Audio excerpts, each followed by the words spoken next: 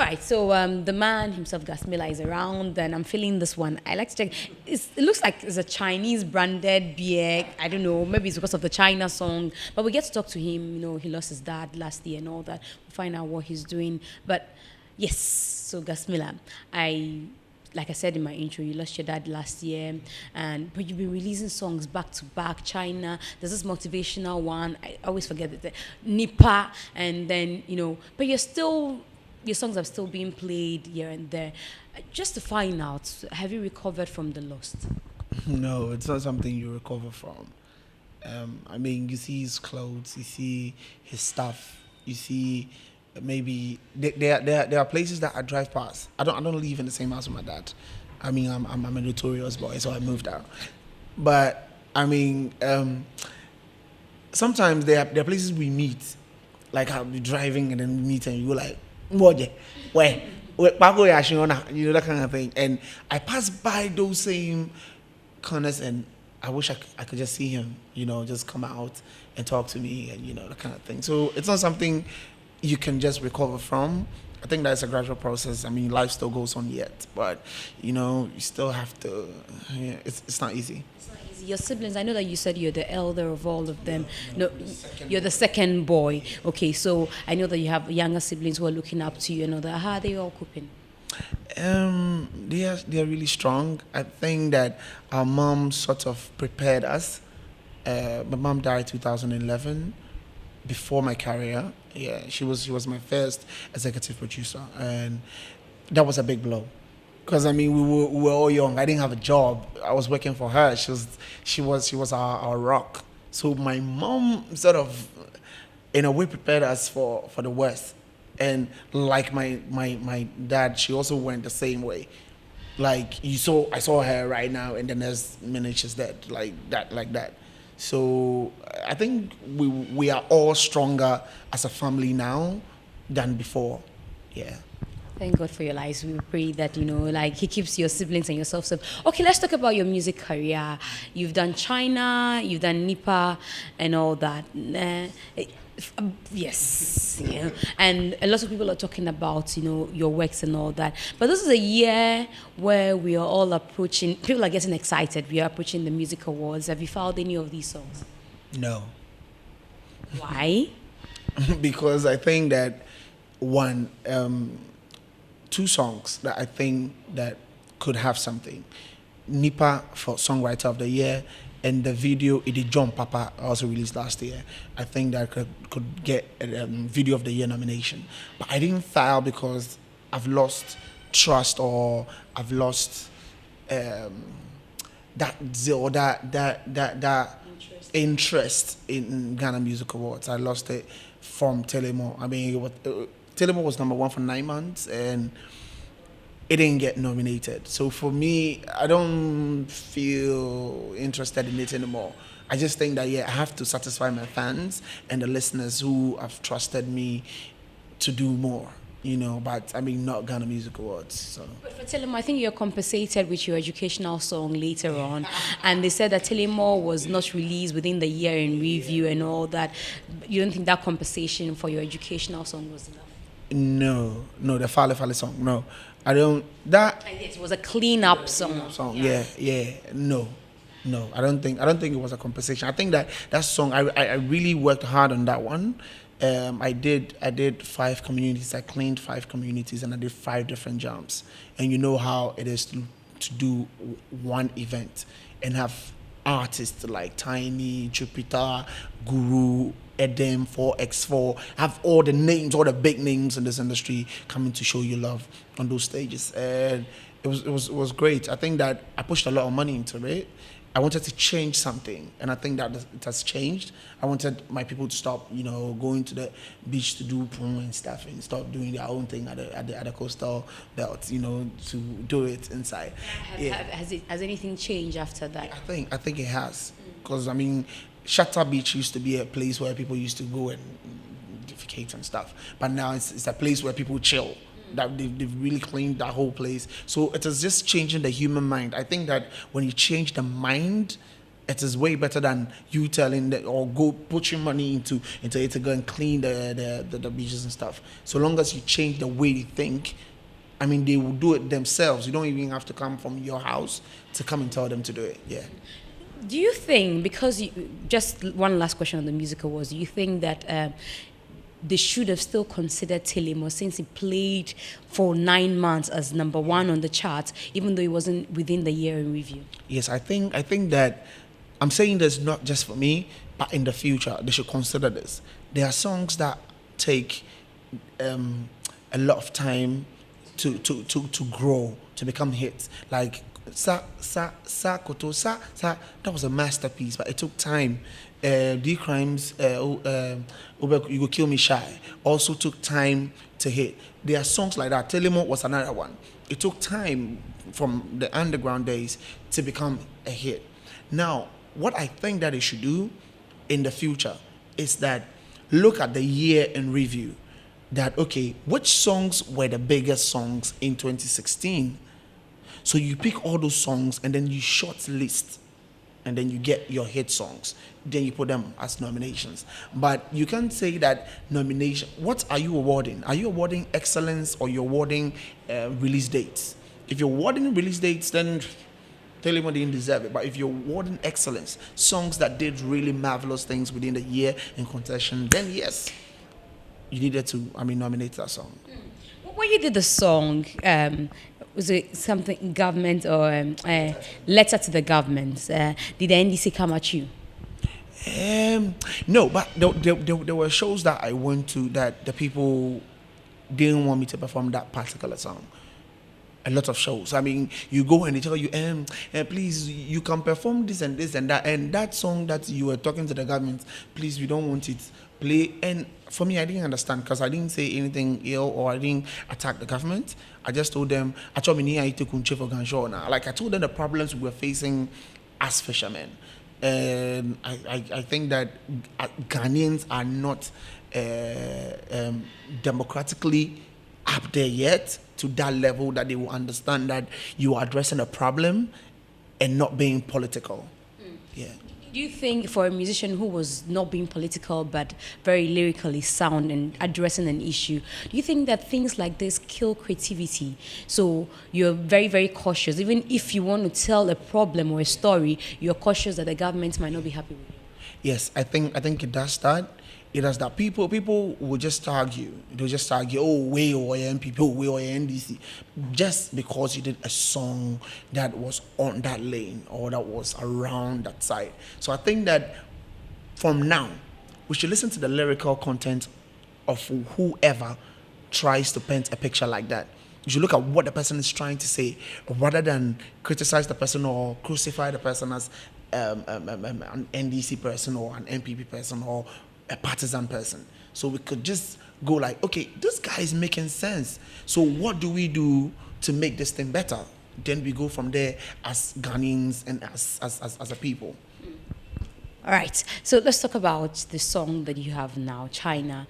And a lot of people, including myself, think that Nipa is a very, very great inspirational song. The first time I heard it, I was like, whoa, Gasmilla put the song together. This is beautiful. But I was told that you were not interested in promoting that one. You preferred to promote China rather. You thought China was a big hit. Okay. Nipa. Okay, so I recorded Nipa on Monday and I recorded China on Tuesday.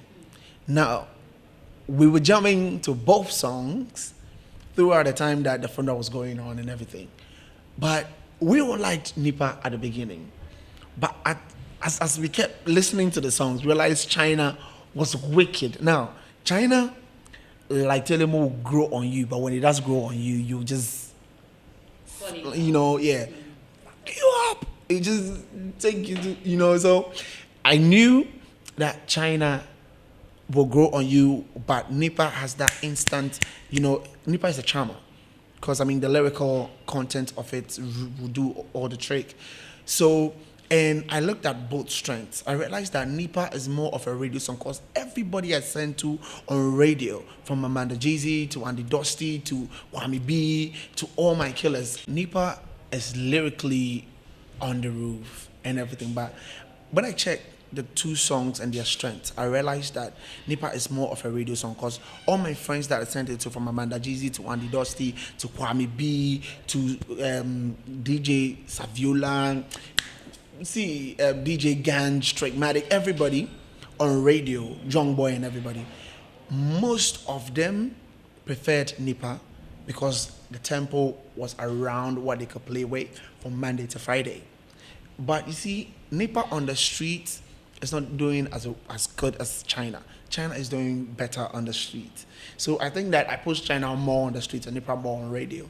So now people on the streets are loving Nipa, and people on radio after the China video are loving the song too and realize the song is pushing from the street and coming to town. So I mean it's a good promotional strategy, and I think that it's working marvelously for me. Does that go to say that there are certain songs that will be loved, by certain market targets, even if the message is not one that you're very, really strong about or is inspirational? Yes, there are songs that will do well on radio and not do well on the streets. There are songs that will do marvelously on the street and transcend to radio. Now, if you look at my song Abuda to it, it's so not a radio song. I mean, the lyrics are so explicit to the extent that radio was not even jamming it. But once the street accepted it and it became huge on the street, radio started playing it. That's the same way with Telemo. Telemo was more of a street anthem, then it came onto radio to kill it. So yeah, there are songs like that you drop it and radio will love it. Like Mad Over You. Mad Over You is not a street song. It's more of a radio song. If it gets like an instant play on radio, it can become bigger. But when you start from the street, it won't do that well as it did on radio. So you should check the balance, check the song and their strengths, and then you know how to promote it. Now, we can't ever continue to talk about you without Telemo, even though there were songs before Telemo, Abuda Antwe, the 3 points and all that. It looks like there was some magic that came with Telemo. Do you also feel the vibe? Yeah, I think so. I think Telemo was a masterpiece. I didn't know the song I'd composed the morning I woke up, and I listened to the song and I called Kapasta and I called Standard and I told them, do you guys know what we've done? Like, this song is going to take over the world. She was like, but you Standard Kapasta was like, take my voice off that song and let's do a song like 3 points. I was like, see, if I take your voice off this song, you cry for the rest of your life. And trust me, it's a song that I think I know came from God. I have nothing to do with it. Yeah, I just went to the studio and opened up my heart, and everything that I was feeling, from pain to joy to laughter to everything, just wet. It just bonded up and came out nicely onto one song. Will you say that was your break? I've never seen money till Telemo. People. We've all, everybody that does music always look out for the big bang or the big break. About that, it was good, but you hear people tell you, oh, Charlie, come on, I'll give you platform, blah, blah, blah. And then from there, 3 points came, it was good, and I started making little money here and there. But Telemo was the magic, it was the bomb. Like, everything changed for me within the length of 1 year. Like, I couldn't believe how much I had made at the end of the year. I was like, God is wonderful. So yeah, Telemo was, it's a song that I'll tell my children about. I will have bigger songs, but it's the song that told me, yo, it will be well. Keep grinding, and it'll surely be well. You want to share how much, Telemo brought you? No, I can't say. Charlie. I bought a range from Telemo. Yeah, it's a TV. Yeah, but you bought a house as well. Definitely. From Telemo. Yes. It's all within 1 year. So all within 1 year. Yeah. A Range Rover and a house. Yeah, what kind of house is it? And another car. Yeah. What kind of house is it? It's a house that I'll feel comfortable with my boys and my family. I see you. Well, congratulations on that one. And like I said, we can never stop talking about Telemo when we mention Gasmilla. But let's move away from Telemo and come a bit personal. people will say that when you begin to make hits and you begin to make money, the next thing you should think of as a young man is to find somebody to settle with. Otherwise, the women will begin to confuse you on the streets. Do they confuse you? Nah, I don't go out. Me, see, I'm more of a studio person. If you see me, you just see me one time out, or maybe clubbing or chilling or something, but I barely go out. So I don't think that anybody will confuse me. I just think that at the right time, everything will just fall into place. That's when it comes to marriage. So when is that right time? Oh yeah, it's around the corner. But there's somebody you're seeing, of course. Yeah, I've been singing music for a very long time. We have a couple of children. Look at you. But people say that the musician union of Ghana, there's a lot of issue with it. I know that you have worked with them a couple of times. Do you also find any fault with the union? Hey, I think like every community or society or union, it has its challenges, and I think that definitely we can work together to push it to the next level. I don't think that the Grammys just woke up to become Grammys. I mean, they've had their faults, they've had their whatever. I don't think hip hop started off like that. I mean, they've gone through the boombox days to, wearing Yawa clothes without having, white people come to invest into it to make it more like a franchise. So I think that we there's more room for improvement. Yes, we all have things that we think that the union should do. I think that together we can make it work. Apart, it will never work. Because at the end of the day, Obo at the union, Obo is one person, and the union is just a body. So without us coming together, it's nothing. Has it disappointed you? I've not really had any expectations. So I wouldn't say they've disappointed me yet. But I think that one thing that I wanted them to do that they've not done up till now is sorting our royalty system to make sure that artists get paid for their sweat so we don't die poor. If you're making all these hits, then your children come and they have to pay for your bills. It becomes a problem. I think that Bob Marley's children are feeding off their father's hits up to date because their royalty system is in place. So that is one thing that I think every union or anybody who comes to sit on that chair has to make sure they do. I know it's a difficult task. It's just easy. Royalty, just a few words. But trust me, if we can sort that out, every Ghanaian musician will be living a very comfortable life. Because if I don't have to perform to eat, or if I don't have to perform to pay the bills, then when you come to me with cheap money to perform, I'll say no. But there are artists that will take a little because at the end of the day, the royalty system is not coming. So they have to look at my situation. Charlie, I have to pay bills. So yeah, let me just take this one. You get me? So our industry will become a better one if the union could sort that problem. Is there an industry? Yes, I think we have. What kind of industry do we have? We have a growing one. A growing one that I think has a lot of potential.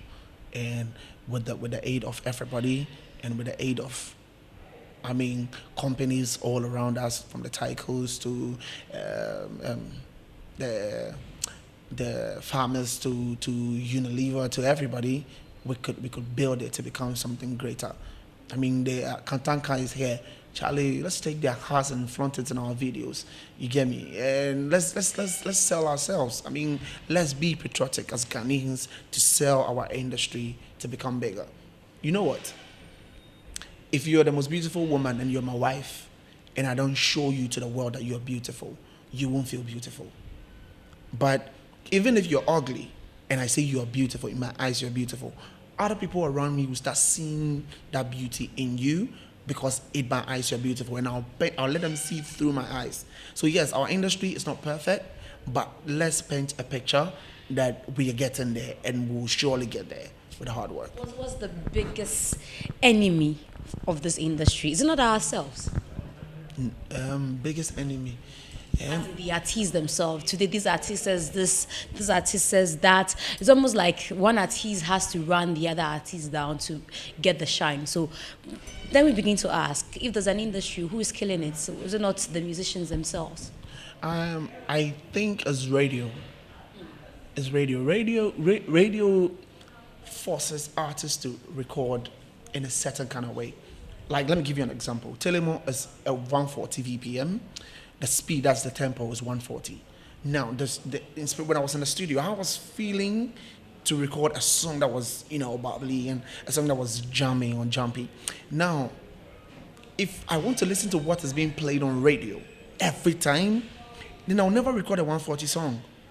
Even though I'm feeling or I'm in the mood to record a 140 song, I'll have to cut down my creativity or make sure I record within the means of 100 and 110. You get me? So radio sort of shaping everybody to record and sound in a certain way. If radio can say, okay, we'll jam dancehall, jam Afrobeats, jam cools, jam high life, jam that, and jam everything, and they are playing everything in any way or anyhow they want it. You that is coming up, that is a thing. I used to do hip hop, then I moved to dancehall. I realized dancehall was selling in Ghana, so I left it and started doing my thing. Now, when I started doing Ghana, it was local. Everybody said, what is this? But you're very musical. How come you're doing this bullshit? Sorry. But at the end of the day, it has paid off because I didn't listen. I was so headstrong that I knew where I was going and I knew how to get there. So I didn't let anybody change me. So if there's room for everybody, imagine there are people that have changed. If you should ask every artist, there are people that have switched from rap to singing. There are people that have switched from singing to rap. There are people that have switched from, because they are looking at the market and what is being played on radio at the moment. So I think that our enemy, one is radio and one is the Ghanaian people. We as a people tend to accept foreign stuff more than our own. I've moved with a couple of foreigners, and even though they want to hear something from the other country, they still are so patriotic to the extent that they prefer theirs more, like 70% of theirs and 30% of the world. So they're still open for options, but they do more of them. So I think that Ghana should also think like that or go about our stuff like that. Make sure we accept or we consume more of our commodities. That's our music, and do maybe 30% of the world. Nigeria, Congo, Angola, Ivory Coast, and hip hop and everything. We do 30% of that. And let's accept ours, because see, when you're a Ghanaian, let me tell you something. When you go outside the country and you meet somebody, you go like, they ask you where you're from, and you say, "Oh, I'm from Ghana." They ask you, "Do you know the Black Stars? Black Stars, good. Black Stars, good." Why? I'm not a footballer, but I'm taking pride from the Black Stars. So that's the same way if K.O.D wins a Grammy, or Shatawale or Stombo or myself, any of the big artists, Jupiter, Eddie, but Tiny, everybody goes ahead to win a Grammy. It sort of shines on everybody who's Ghanaian. So we need to accept more of our products so that together we can change the world. Yeah. I know I asked you this question down there. Let me just ask you again. The China song. I love what the song sounds like, and I want you to tell me once more. I know I've heard it already, but tell me once more the inspiration. The inspiration. I was coming from the US. I checked in early, so I was just at the airport and I was going through my phone, and I saw a 6-year-old boy. The reason why I was coming down, I went there to rebrand and shoot a couple of videos, but the reason why I was coming down was to do my dad's funeral, even though I was not done with the videos. So at the airport, I saw somebody post a picture of a 6-year-old boy who just passed away, and even though I was down and I was feeling so sad that I was coming to bury my dad, I realized that, my problems are not even near the pain, or the pain I'm feeling is not even near what that kid's mom or dad will be feeling. My dad, he lived his life, died at 60, and this boy died at 6. So no matter how big your problem is, there's somebody that has a bigger problem. You know, so don't kill yourself. The world will end because you have a problem. That's why in China I said China means there's a lot of it in town. So your problem plenty the town. Your husband they left you. You don't want to kill yourself because of that. Somebody husband packing kiddies, packing everything, you not get what the chop said, is still there. So your problem plenty the town. If somebody they rush you with clothes or something, tell them say, Charlie, this clothes, China, plenty the town. Yeah. So is that a deliberate attempt to motivate people with your track? Yes, yes. I do a lot of motivation. Any of my songs you listen to, unless the ones that I want to just play around, like the jump, papa. Yeah, but if you listen to Nipa is there to motivate, and Nipa talks about Opo Yeni Subenwa Manesika, you know, Koto Yafo Subona Haleshika, Shko Yafo Dashka, Equake Eke Oyafo Ebo, you know, Oyafo Edi Nashka. Like the poor man that has money now is saying he doesn't want to mingle with poor people, forgetting that yesterday he was poor. Have you realized that people that complain about bad bosses, like my boss is so bad, when they become bosses, they do worse than their previous bosses? They treat people even worse than they were treated. And for me, that's the reason why I did Nipa. So I like to inspire. I love it when I do songs like that. I think that it doesn't only talk to people, but it also talks to me. I have songs that I listen to and I go like, wow. Yeah. Congratulations once more.